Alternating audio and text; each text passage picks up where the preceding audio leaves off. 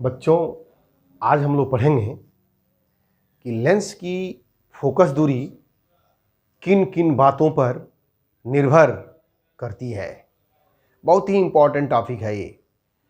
तो लेंस की फोकस दूरी का जो फार्मूला आप देख रहे हैं 1/f is equal to n minus 1/r1 minus 1/r2, ये फार्मूला है। तो इस फार्मूला में फोकस दूरी किन किन बातों पर निर्भर करती है, देखिए, लेंस की वक्रता त्रिज्याओं पर निर्भर करती है और लेंस के अपवर्तनांक पर भी निर्भर करती है। तो दो बातों पर निर्भर करती है ये। तो नंबर 1 लिखते हैं, वक्रता त्रिज्या पर निर्भरता, यानी लेंस की फोकस दूरी वक्रता त्रिज्या पर किस प्रकार निर्भर करती है। वक्रता त्रिज्या को बढ़ा दें या वक्रता त्रिज्या को घटा दें तो लेंस की फोकस दूरी पर क्या प्रभाव पड़ेगा। तो ऐसे हम मान लेते हैं कि एक ऐसा लेंस है जिसके दोनों की वक्रता त्रिज्याएं क्या हैं, दोनों पृष्ठों की वक्रता त्रिज्याएं क्या हैं, समान है। यानी एक हमारे पास ऐसे लेंस है, ऐसे द्विउत्तल लेंस है, और इसकी वक्रता त्रिज्या, इसकी भी वक्रता त्रिज्या इधर R1 है, R है, और इस पृष्ठ की वक्रता त्रिज्या भी R है।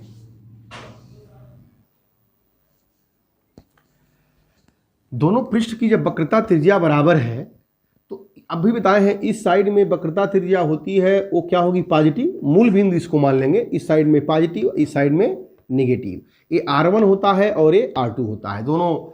तो इसकी फोकस दूरी होगी 1/f equal to n minus 1/r1 के जगह पर r और माइनस 1/r2 के जगह पर माइनस r। तो 1/f इक्वल टू, और लेंस के अपवर्तनांक जो होता है उसका अपवर्तनांक होता है 1.5 माइनस 1, और यह हो जाएगा 1/r प्लस 1/r। तो 1/f इक्वल टू यह 0.5 बचेगा और ये इंटू 2 क्या होगा, r इक्वल टू 1/r। 5 दूनी 10, 1.0, यानी f इक्वल टू क्या आ गया, r। कह सकते हैं कि लेंस की फोकस दूरी लेंस की वक्रता त्रिज्या के अनुक्रमानुपाती होती है। तो रिजल्ट आया, लेंस की फोकस दूरी लेंस के वक्रता त्रिज्या के लेंस की फोकस दूरी लेंस के वक्रता त्रिज्या के अनुक्रमानुपाती होता है। अब इसका अर्थ यह हुआ, जिस लेंस की वक्रता त्रिज्या अधिक होगी उसका फोकस दूरी अधिक होगा, और जिस लेंस की वक्रता त्रिज्या कम होगी उसका फोकस दूरी कम होगा। इसका मीनिंग ये होता है अनुक्रमानुपाती है। दो तरह के लेंस होते हैं, मोटे और पतले। मोटा लेंस जो होता है ऐसे, ये हमारा ये मोटा लेंस है और ये जो है पतला लेंस है। तो पतले लेंस की वक्रता त्रिज्या बड़ी होती है और मोटे लेंस की वक्रता त्रिज्या छोटी होती है, कम होती है। तो एक लाइन में कह सकते हैं मोटे लेंसों की फोकस दूरी कम और पतले लेंसों की फोकस दूरी अधिक होती है। तो यहाँ पर लिख दे रहे हैं हम, मोटे लेंसों की फोकस दूरी कम तथा पतले लेंसों की फोकस दूरी अधिक होती है। ये अब नोट कर लें इसको। लेंस की फोकस दूरी की लेंस के पदार्थ के अपवर्तनांक पर निर्भरता। हम जानते हैं लेंस के लिए फोकस दूरी 1/f equal to n minus 1/r1 minus 1/r2 होता है। an क्या है, लेंस वायु के सापेक्ष लेंस का अपवर्तनांक। मतलब ये लेंस जो रखा गया था उसके दोनों साइड में क्या था, एयर था, इसलिए इस एन को लिखेंगे ANG।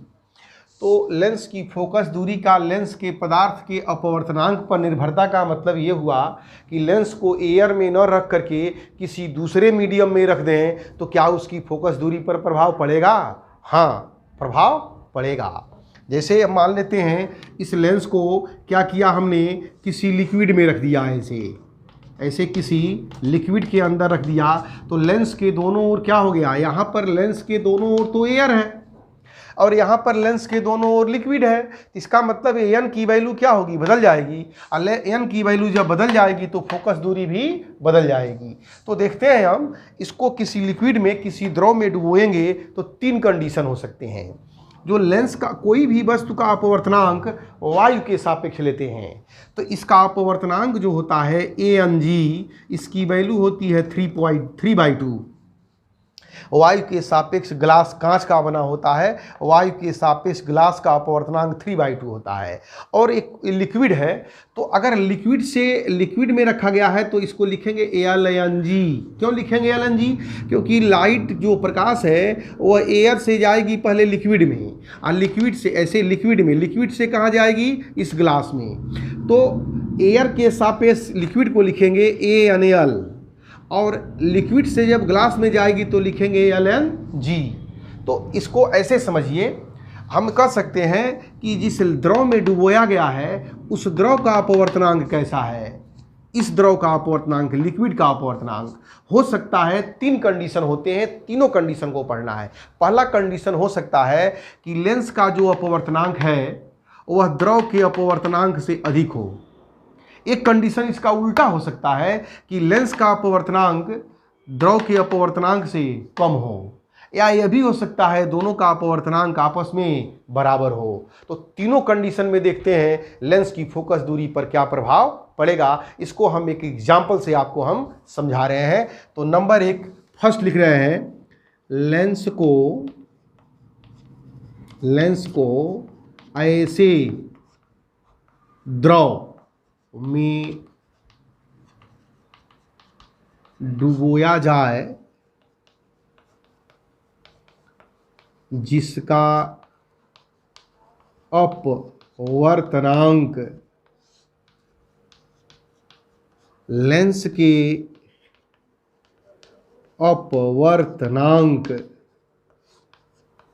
के अपवर्तनांक से कम हो।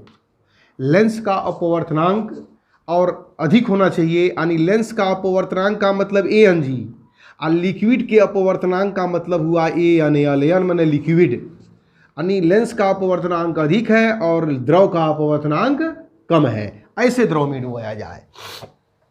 तो इसको एग्जाम्पल से समझा रहे हैं आपको। देखिए क्या होगा, मान लेते हैं हम, माना लेंस की वक्रता त्रिज्या R1 व R2 है, अतः वायु में लेंस की फोकस दूरी 1/FA बराबर ANG minus 1/R1 minus 1/R2। Air में जब रखा गया उस समय का फार्मूला है। और लेंस को ऐसे द्रव में डुबोया गया है जिसका अपवर्तनांक लेंस के अपवर्तनांक से कम है, यानी इसके यह फार्मूला उस समय का है जब लेंस के दोनों ओर क्या है, एयर है।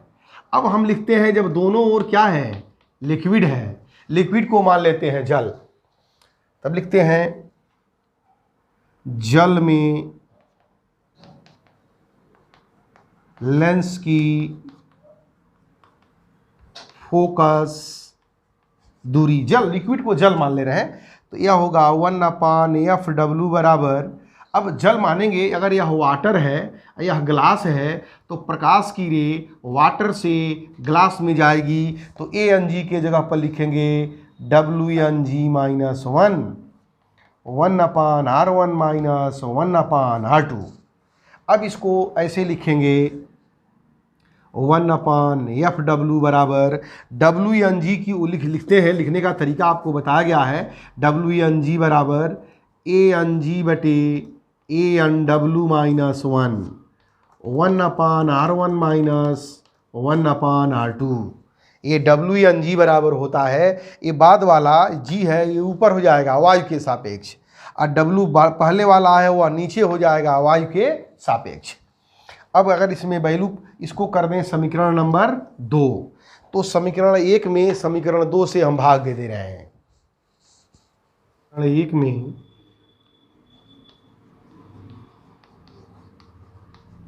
समीकरण 2 से भाग देने पर समीकरण नंबर 1 है 1/FA और भाग देंगे तो यह होगा FW/1।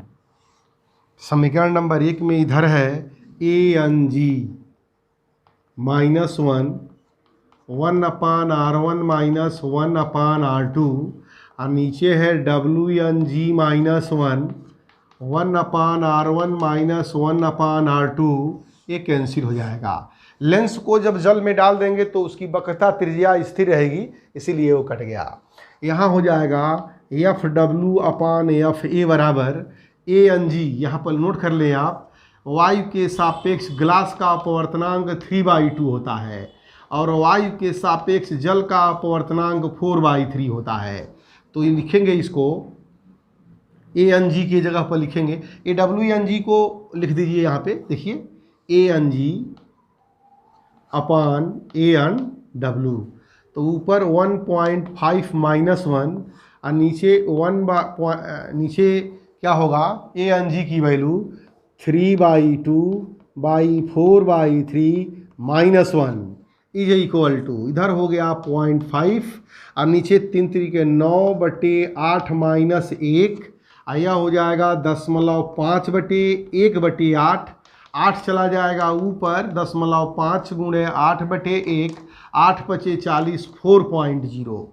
FW/FA बराबर 4, तो यह हो गया FW बराबर 4FA। यानी लेंस की फोकस दूरी वायु में FA थी और जल में इसकी कई गुनी हो गई, जल में 4 गुनी, यानी लिक्विड में डालने पर लेंस की फोकस दूरी बढ़ जाती है। तो लिख सकते हैं यहाँ पर, अर्थात लेंस को द्रव में डालने पर फोकस दूरी बढ़ जाती है, परंतु प्रकृति नहीं बदलती है।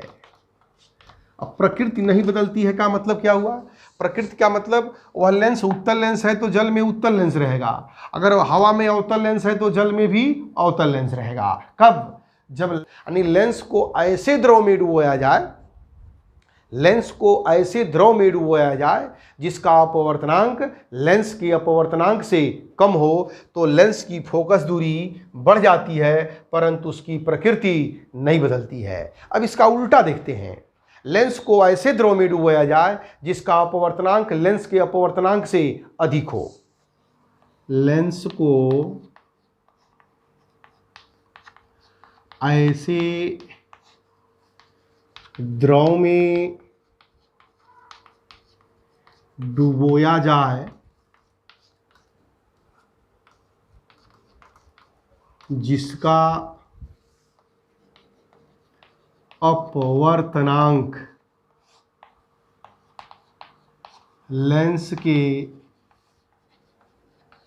अपवर्तनांक से अधिक हो।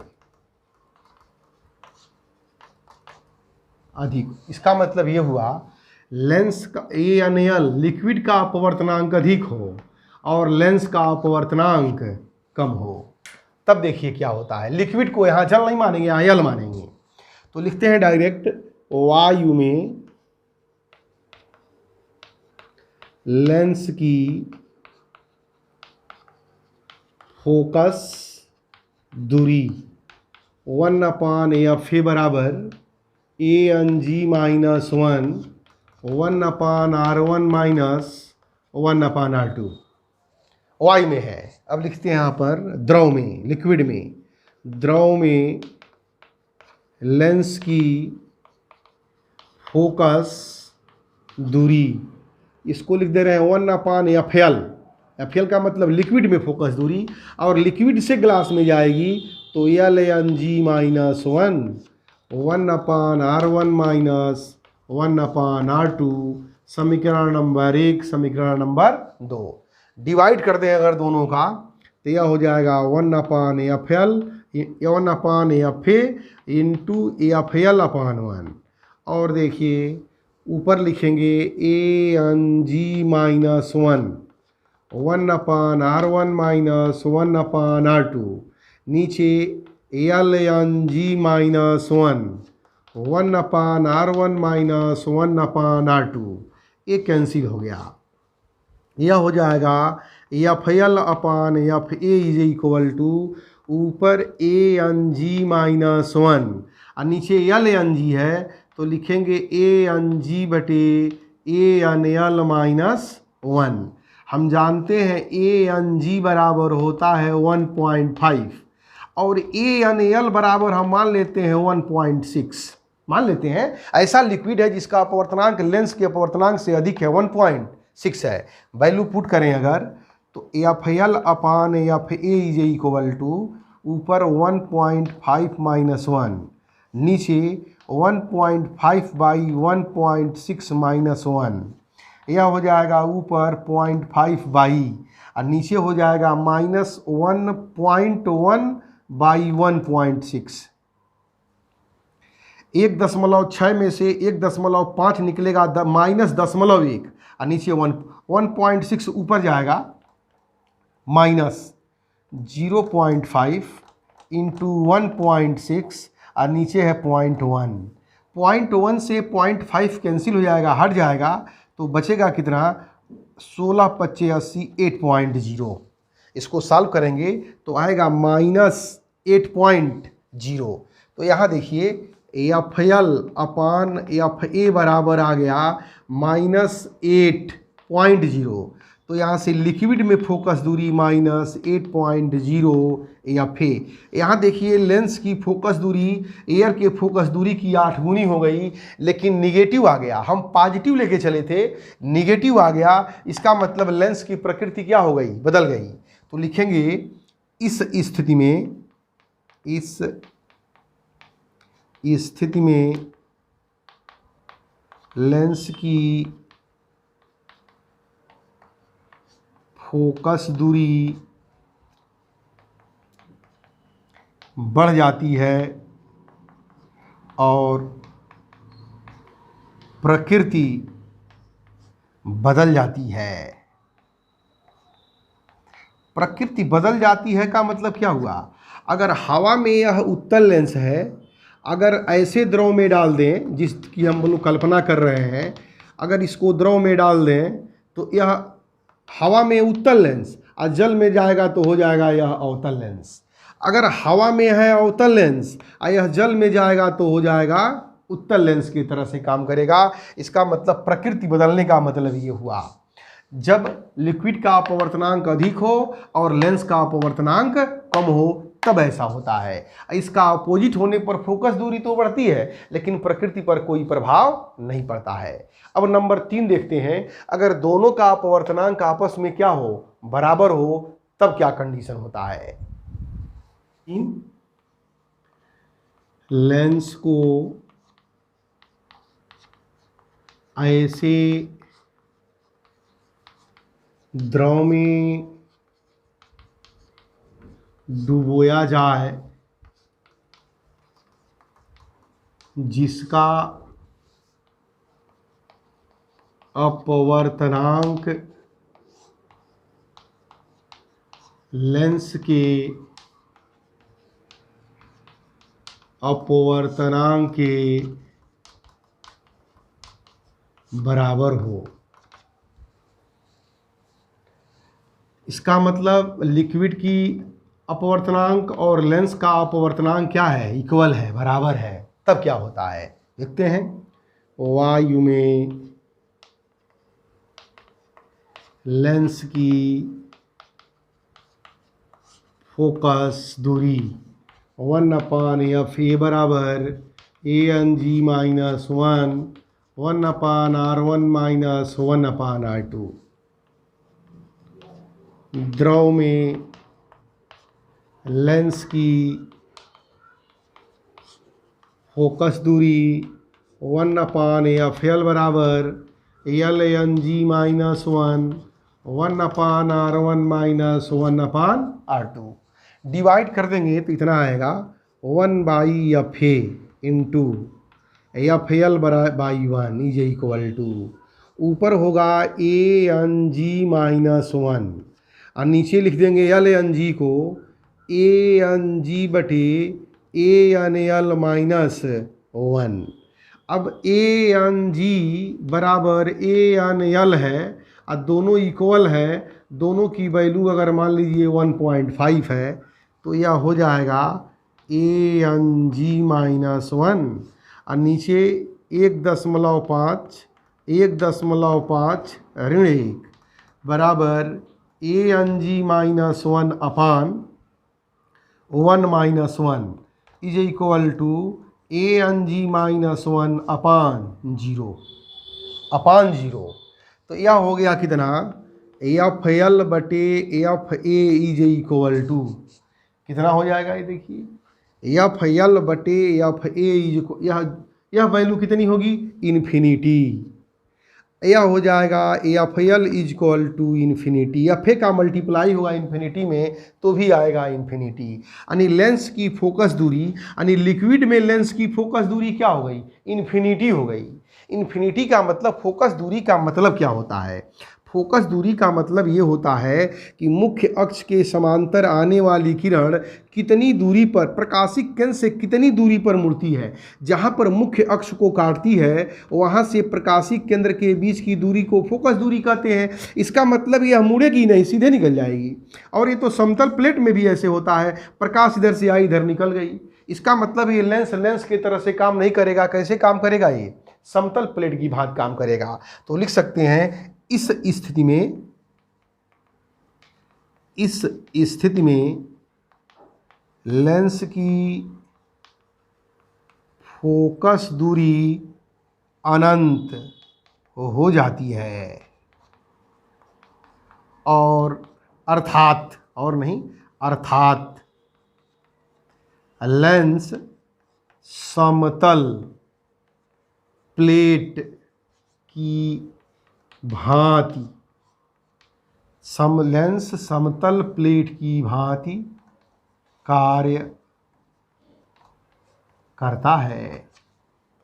और एक चीज और जानिए, जब लेंस का अपवर्तनांक द्रव के अपवर्तनांक के बराबर हो जाएगा तो लेंस जल के अंदर दिखाई नहीं देगा। ये भी लिख सकते हैं आप, लेंस जल के अंदर दिखाई नहीं देगा। जब किसी भी वस्तु को ऐसे द्रव में डुबाएं जिसके दोनों का अपवर्तनांक इक्वल हो जाए तो जल के अंदर, या जल के अंदर कहिए चाहे द्रव के अंदर, लेंस द्रव के अंदर दिखाई नहीं देगा। तो 3 चीज़ें हैं, याद रखना है। ये तो याद रखिए हमेशा कि लेंस को जब भी द्रव में डुबोएंगे तो उसकी फोकस दूरी बढ़ेगी। अब इसमें 3 कंडीशन है। अगर द्रव का अपवर्तनांक कम है तो फोकस दूरी तो बढ़ेगी, लेकिन लेंस की प्रकृति नहीं बदलेगी। अगर द्रव का अपवर्तनांक अधिक है लेंस से तो फोकस दूरी बढ़ेगी, लेकिन लेंस की प्रकृति भी बदल जाएगी। अगर तीसरा, दोनों का अपवर्तनांक आपस में बराबर है तो लेंस नहीं रहेगा, क्या हो जाएगा, समतल प्लेट की भांति कार्य करेगा और उसकी फोकस दूरी इन्फिनिटी हो जाएगी और वह लेंस द्रव के अंदर दिखाई नहीं देगा।